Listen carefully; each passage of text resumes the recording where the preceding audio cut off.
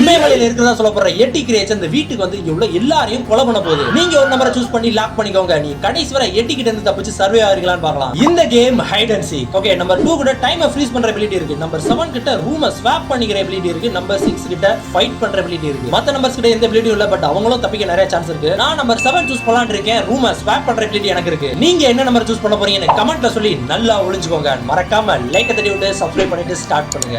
5 4 3 2 1 start.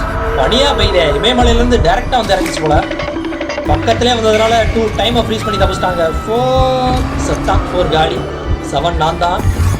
ரூமை swap பண்ணிட்டாங்க. அதுக்கு இப்படியாடா சந்தில செத்து படிக்க. 7 5 காலி காலி செத்துட்டேன். 3 எட்டி நீ பார்க்கற 3.5 9 காலி. குழந்தைய கூட விட்டு வைக்கலாங்க. 8 காலி. ஆனா எட்டி நீ வேலையை பார்த்த பாத்தியா? 1 காலி. 3.5 உருவாக்கிட்டு வந்திருக்கு எட்டி. அதையும் போட்டு தெளிச்சு வர 6. ஓகே, ஃபைட் பண்ணி ஜெயிச்சிருவானா என்ன?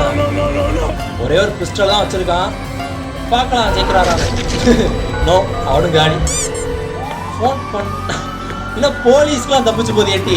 போலீஸுக்கு பயந்து ஓடிடுச்சு. 2 and 3 தான் இந்த கேமோட வின்னர்ஸ்.